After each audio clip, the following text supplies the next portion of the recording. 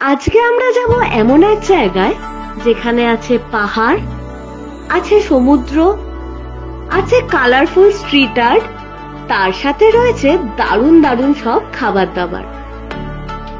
High guys, welcome back to my channel. আশা করছি তোমরা সবাই খুব ভালো আছো। আগের ভিডিওতে তোমরা দেখেছো আমরা গিয়েছিলাম কুয়ালালামপুর থেকে লাংকাভি আইল্যান্ড। লাংকাভি আইল্যান্ডে তো আমরা খুব সুন্দর ঘুরেছি, দারুণ মজা করেছি, সবারই খুব ভালো লেগেছে। লাংকাভি থেকে আমরা আবার ফিরে এসেছিলাম কুয়ালালামপুরে। এইবারে কুয়ালালামপুর থেকে আমরা যাচ্ছি পেনাং আইল্যান্ড।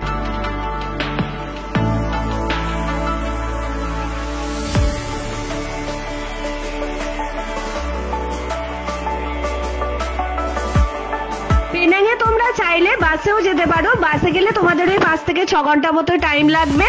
আর তোমরা যদি চাও তাহলে তোমরা ফ্লাইটেও যেতে পারো। ফ্লাইটে গেলে তোমাদের 40-45 মিনিট মতো টাইম লাগবে। কুয়ালালামপুর থেকে পেনাং যাওয়ার ফ্লাইট টিকিট তোমরা ওই 1600 থেকে 2000 টাকার মধ্যে পেয়ে যাবে। পেনাং মালয়েশিয়ার উত্তর পশ্চিম উপকূলের একটি রাজ্য। পেনাং নামটা এসেছে মালে ওয়ার্ড পুলাউ পিনাং থেকে, যার অর্থ হলো এরিকানাট আইল্যান্ড। তখন ওখানে ঘন পিনাং এর জঙ্গল ছিল, সেই থেকেই এই জায়গার নাম এখন পেনাং। এখন আমরা আছি পেনাং এর ক্যাপিটাল জর্জ টাউনে। সিটিটা খুবই কালারফুল, খুবই ভাইব্রেন্ট। এখানকার স্ট্রিট ফুড, স্ট্রিট আর্ট খুবই ফেমাস। তো স্ট্রিট ফুডটা আমরা অবশ্যই ট্রাই করবো, আর স্ট্রিট আর্ট গুলোও দেখবো। জর্জ টাউনে তোমরা ব্রিটিশ কলোনিয়াল বিল্ডিং দেখতে পাবে। পেনাং একটা মাল্টিকালচারাল আইল্যান্ড অব মালয়েশিয়া। 1786 সালে ব্রিটিশ ইস্ট ইন্ডিয়া কোম্পানির ফ্রান্সিস লাইট জর্জ টাউন শহরে প্রতিষ্ঠা করেন। রাইড করছি, প্রায় সাথে করে ঘুরে ঘুরে দেখবো এখানকার স্ট্রিট আর্ট।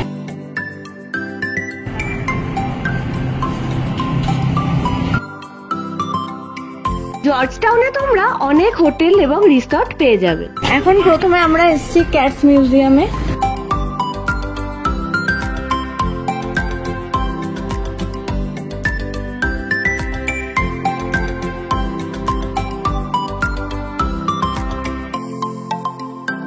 এখন আমরা চলে এসেছি famous street art kids on বাইসাইকেলের কাছে।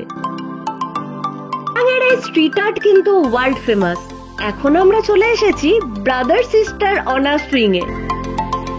এখন আমরা চলে এসেছি আমব্রেলা অ্যালে আমেরিকান স্ট্রিটে। ভীষণ সুন্দর লাগছে জায়গাটা, কালারফুল ছাতা দিয়ে তৈরি। এই জায়গাটা ফটো সেশনের জন্য খুবই ভালো।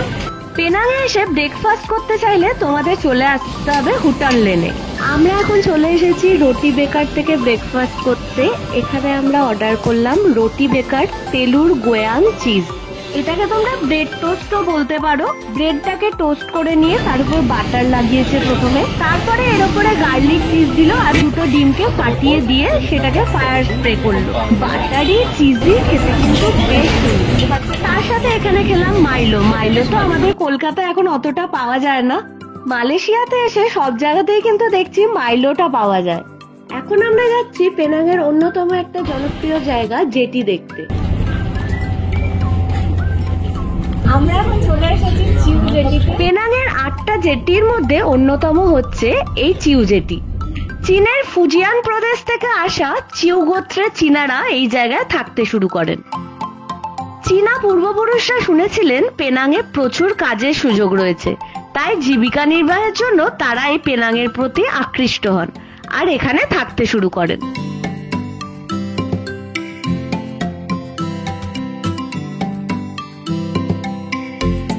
পেনাংয়ের এই জেটিগুলো চীনা বসতি স্থাপনকারীদের ঐতিহ্য এবং জীবনধারার আভাস দেয়। চিউ জেটি ছাড়াও বাকি জেটিগুলোও কিন্তু বেশ জনপ্রিয়।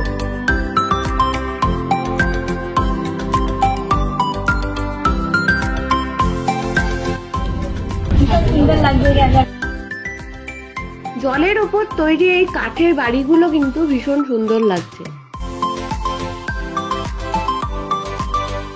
আজকে একদম সানি ওয়েদার আর গরম কিন্তু বেশ ভালো। তার মধ্যে এখানে এসে বেশ ভালো ঠান্ডা ঠান্ডা একটু হাওয়া লাগছে, খুব ভালো লাগছে।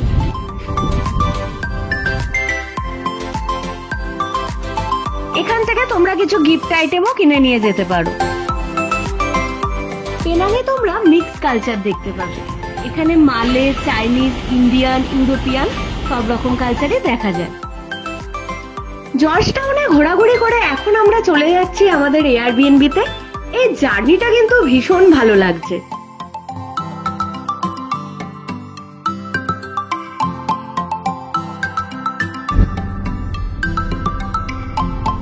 পেনাঙে এসে আমরা আছি বাটা রোডের কাছে টাইকন টাওয়ারে। আমরা 3 BHK অ্যাপার্টমেন্ট নিয়েছি, যার মধ্যে রয়েছে 3টে রুম, হল, কিচেন আর ডাইনিং রুম রয়েছে, আর দুটো রয়েছে ডাবল বেডরুম, একটা রয়েছে সিঙ্গেল বেডরুম। আর এখান থেকে ভিউটা খালি দেখো, বাইরের ভিউটা কিন্তু এখান থেকে অসাধারণ।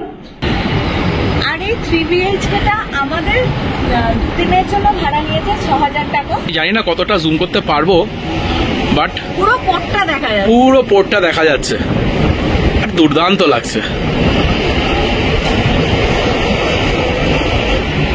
প্রচন্ডই গরম, কিন্তু তাও বাইরে দাঁড়ালে হাওয়াটা আসছে, কারণ সামনে একদম সমুদ্র।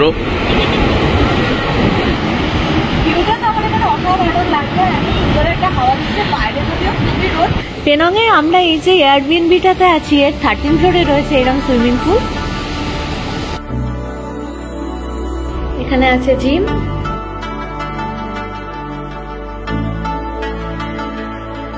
এরপরে আমরা আমাদের এয়ারবিএনবির কাছে একটা পিওর ভেগান রেস্টুরেন্টে লাঞ্চ করতে চলে আসলাম। পেনাং হলো ফুড ক্যাপিটাল অফ মালয়েশিয়া। এখানে আমরা রামেন, সুশি আরো অনেক কিছু খেলাম।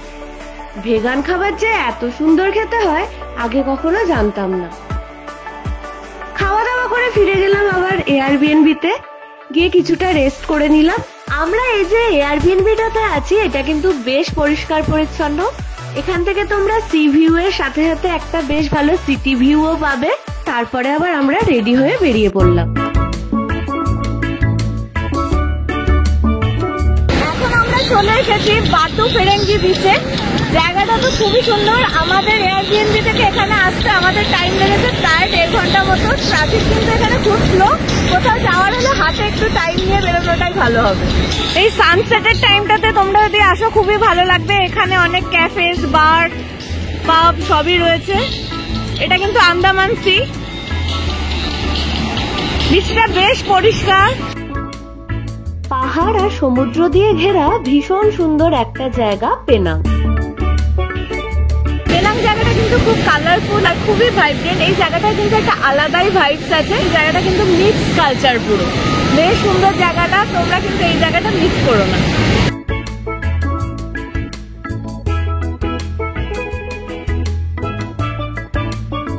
পেনাঙে আসো তাহলে তোমরা 2 দিন জর্জ টাউনে থাকতে পারো, আর 2 দিন তোমরা বাতু ফিরাঙ্গির জন্য রেখে দিতে পারো। এখানে কিন্তু অনেক রিসর্ট রয়েছে, খুবই সুন্দর বিচ সাইড রিসর্ট গুলো। জাস্ট চিল রিল্যাক্স করার জন্য কিন্তু এই বাতু ফিরাঙ্গি বিচটা কিন্তু খুবই সুন্দর।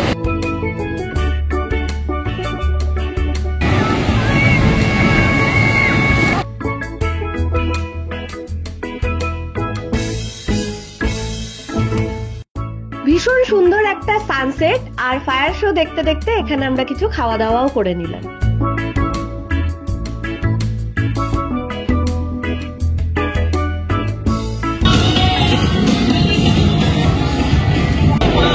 তোমরা যদি পেনাঙের নাইট লাইফ যদি দেখতে চাও তাহলে কিন্তু তোমাদের লাভলেনে অতি অবশ্যই আসতে হবে। জায়গাটা কিন্তু বেশ হ্যাপেনিং।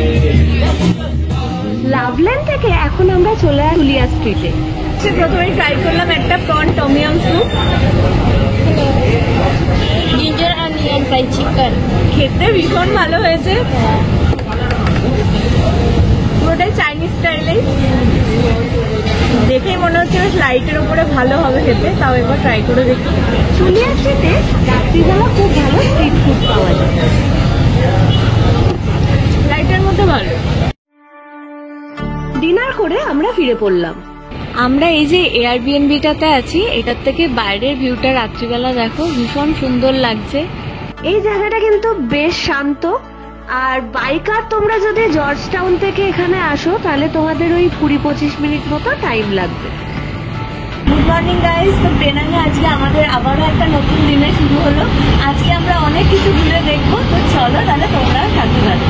আর এখান থেকে সকালবেলা ভিউটা দেখতে এত সুন্দর লাগছে।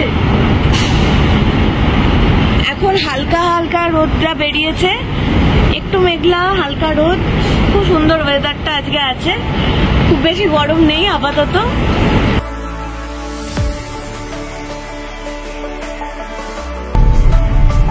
আবার বৃষ্টি শুরু হয়ে গেল। মালয়েশিয়ার ওয়েদার কিন্তু খুবই আনপ্রেডিক্টেবল, এই রোদ এই বৃষ্টি। এখন আমরা চলে এসেছি পেনাং হিলের কাছে। তোমরা চাইলে এখানে ট্রেকিং হাইকিং সবকিছু করতে পারো, কিন্তু আমাদের হাতে এখন অতটা টাইম নেই, তাই জন্য আমরা এখানে একটা ট্রেনে করে যাবো। আর তার জন্য আমাদের টিকিটও কাটা হয়ে গেছে, বিভিন্ন রকম টিকিটের দাম আছে এখানে। আগে কি আমরা কিছু খাওয়া দাওয়া করে নেবো, তারপর আমরা যাবো পেনাং হিলে। আমরা এখন চলে এসেছি ব্রেকফাস্ট করতে। ব্রেকফাস্ট এখানে আমাদের অর্ডার দেওয়া হয়ে গেছে। খাবারগুলো আসলে জাস্ট তাড়াতাড়ি করে কমপ্লিট করে নিয়ে আমরা বেরিয়ে যাবো, কারণ এখানে কিন্তু মাঝে মাঝে একটু বৃষ্টি চলে আসছে। এখন ওয়েদারটা একটু ঠিক হয়েছে। তো এখানে তো আমাদের খাবার চলে এসেছে, অনেকক্ষণ ওয়েট করতে হয়েছে। এখানে একটা চিকেন পোরেজ নিয়েছি, এটা একটু স্পাইসি, একটা অ্যাপিটাইজার। ফানিকুলার ট্রেনে করেই আমরা উঠবো পেনাং হিলে।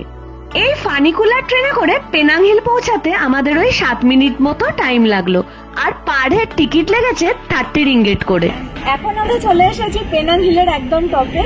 এখান থেকে দেখো পুরো পেনাংটা তোমরা দেখতে পাবে। হালকা হালকা রোদ উঠেছে, মেঘ ভীষণ সুন্দর লাগছে, অসাধারণ লাগছে। মেঘগুলো দেখো কিরকম ভেসে ভেসে যাচ্ছে, হালকা হালকা রোদ, পুরো পেনাংটা দেখতে পাওয়া যাচ্ছে। পেনাং হিল থেকে তোমরা পেনাং আইল্যান্ডের একটা প্যানোরামিক ভিউ পাবে। পেনাং হিলে আমরা দেখতে পেলাম dusky leaf monkey. Malaysia, Thailand এবং বার্মাতে তোমরা এই প্রজাতির মাংকি গুলো দেখতে পাবে। এগুলোকে তোমরা রেয়ার স্পিসিসই বলতে পারো। সমুদ্রপৃষ্ঠ থেকে পেনাং হিলের উচ্চতা হচ্ছে 2733 ফিট। হিল টপে এখানে একটা রেস্টুরেন্টও আছে একদম টপে। কি সুন্দর লাগছে জায়গাটা, একদম শান্ত, আর পাখির ডাক শোনা যাচ্ছে। ট্রেন যেখানে নামিয়েছিল সেখান থেকে কিছুটা উপরের দিকে উঠে এসে এখন আমরা চলে এসলাম টেম্পলের সামনে।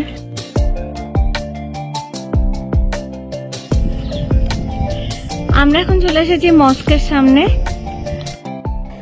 এখানে একটা চিলড্রেন্স পার্কও আছে, তোমরা চাইলে এখানে পাইথনের সাথেও ফটো তুলতে পারো। Penang UNESCO heritage site. Penang হিলের উপরে বেশ কিছু ক্যাফে রেস্টুরেন্ট রয়েছে। আমরা এখন এসেছি ব্লু স্কাই টেরেসে। এখান থেকে তো ভিউটা জাস্ট অসাধারণ, কোনো তোমার অবস্টাকেল এখানে কিছু নেই। এখান থেকে অসাধারণ দেখতে লাগছে, চারিদিকটা পুরো পেনাংটা দেখতে পাওয়া যাচ্ছে।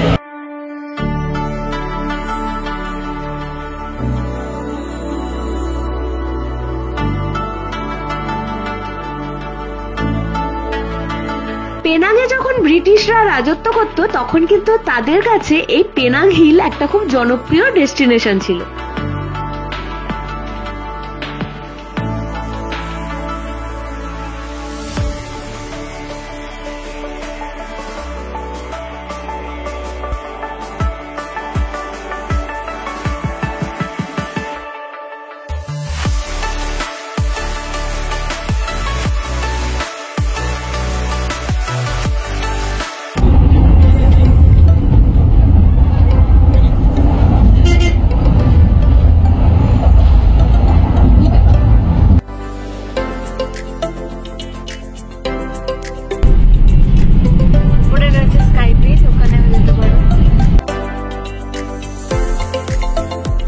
পেনাঙের ফেমাস লাকসা ট্রাই করতে।